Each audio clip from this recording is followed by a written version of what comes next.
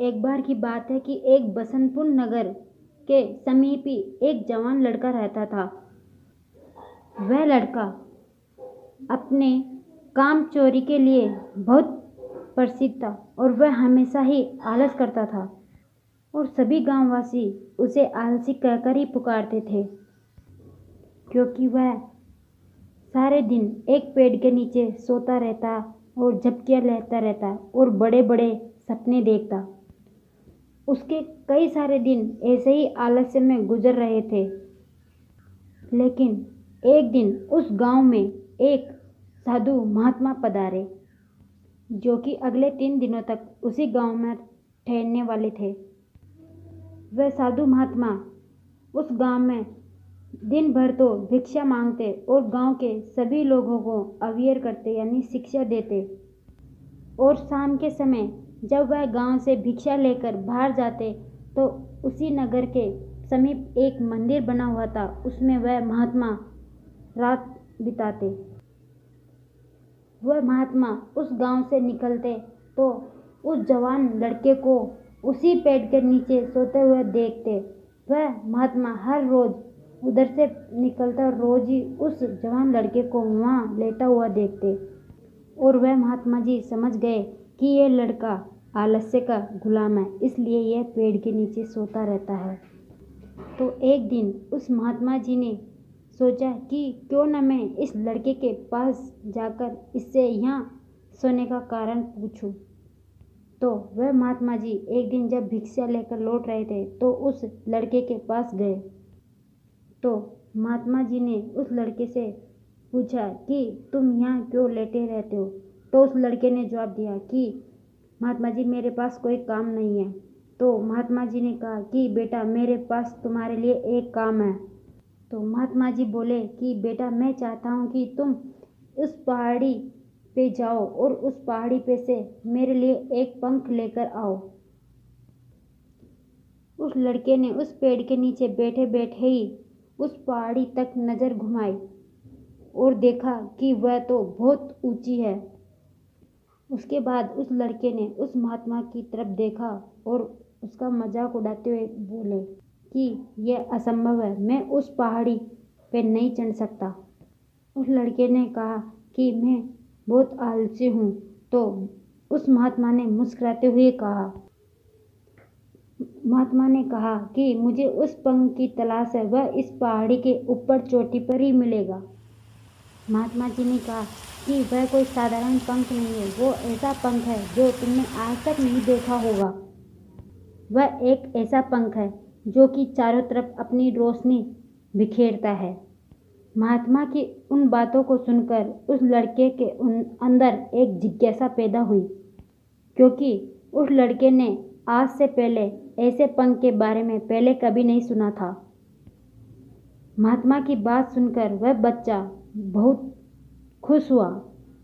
उसने महात्मा की चुनौती को स्वीकार करने का निश्चय किया और वह पहाड़ी की तरफ चल पड़ा।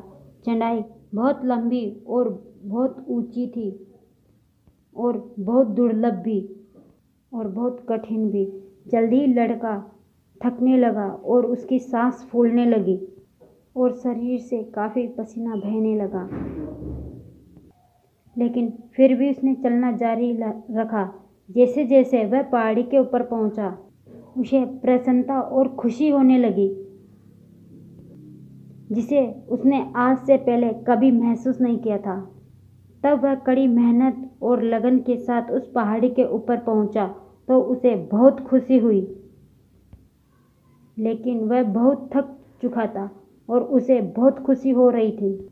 उसके चेहरे पर योद्धाओं जैसी मुस्कान थी। उसे लग रहा था जैसे मैंने कोई युद्ध जीत लिया हो। उसने पहाड़ी की चोटी पे से नीचे देखा तो उसे नीचे बहुत सुंदर दृश्य दिखाई दिया। लेकिन लड़के को नीचे उतरना था, क्योंकि वहाँ पर उसको वह पंख मिलता। वहाँ एक गुफा थी, उसके अंदर वह पंख रखा हुआ था। नीचे उतरना और भी ज़्यादा मुश्किल और ख़तरनाक था।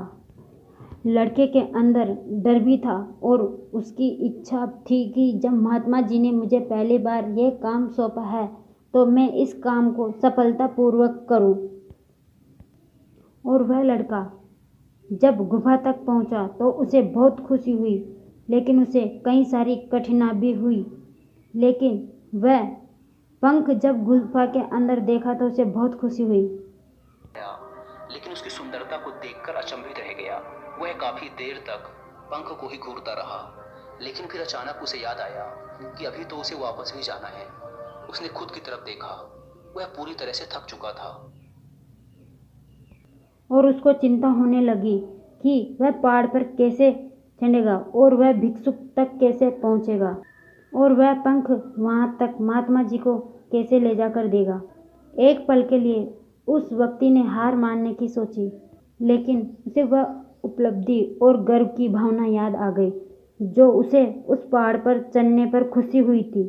उसे एहसास हुआ कि मेरे अंदर इस पहाड़ी का सफ़र पूरा करना और मेरा दृढ़ संकल्प पूरा करने की इच्छा मेरे अंदर है।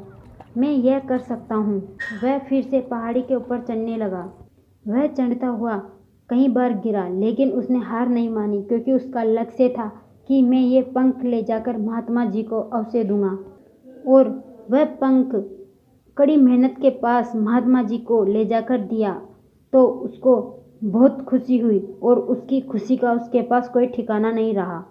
उसको एहसास हुआ कि आज मैंने अपने आलस्य पर काबू पा लिया है और मेरा लक्ष्य मैंने पूरा करके दिखाया है। उसके चेहरे पर इतनी खुशी और संतुष्टि का भाव देखकर महात्मा जी मुस्कुराए और बोले कि बहुत बढ़िया मेरे बच्चे, और बोले कि आलस्य कोई ऐसी चीज़ नहीं है जिसे स्वीकार कर लिया जाए या सहन किया जाए। आलस्य एक चुनौती है और एक बाधा है। इसे दूर करना होगा और इसे पार करना होगा। और आलस्य को ख़त्म करने के लिए तुम्हें अपना पहला कदम उठाना ही पड़ेगा। तुम्हारे लक्ष्य की तरफ चलना ही पड़ेगा और तब तक चलना पड़ेगा जब तक तुम्हारा लक्ष्य पूरा ना कर लो और जब तक तुम तुम्हारी मंजिल ना पालो, जब तक तुम्हें चलना ही पड़ेगा। तो महात्मा जी की बातें सुनते उस लड़के ने उनके शब्दों की गहराई पर सिर हिला दिया। आज उसे एहसास हुआ कि वह बड़ी मेहनत और अपने लक्ष्य को पाने में सक्षम था, लेकिन उसके आलस्य ने उसे रोक रखा था। वह जानता था कि मेरे रास्ते में आने वाले सभी कठिनाइयों को दूर कर सकता हूँ और आने वाले सभी परेशानी को मैं हटा सकता हूँ और आसानी से सॉल्व कर सकता हूँ। यही उसका दृढ़ संकल्प था। इस कहानी से सीखने वाली यह बात है कि जब हमें कोई भी काम कठिन लगे और अपना लक्ष्य हमें पूरा करने की ताकत नहीं हो तो हमें कभी हार नहीं माननी चाहिए और अपने लक्ष्य के लिए खुद को आगे बढ़ाते हैं तो अपने भीतर एक ऐसी दृढ़ संकल्प की खोज करते हैं जिसके बारे में हम पहले कभी नहीं जानते थे।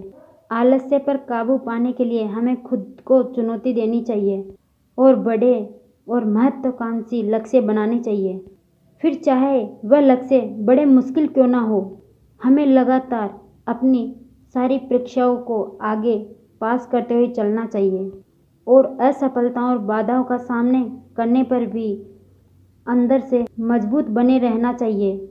हमें अपना एक लक्ष्य बनाकर और उसे टिके रहने पर और अपनी सभी आदतों को एक निर्धारित समय पर करने का लक्ष्य होना चाहिए और हम अपनी एक ऐसी अच्छी आदत बना सकते हैं जिससे हमारा ध्यान न लगने पर भी उस आदत के कारण हम अपने लक्ष्य पर केंद्रित कर सके और क्रियाशील बने रहने में अपनी मदद कर सके।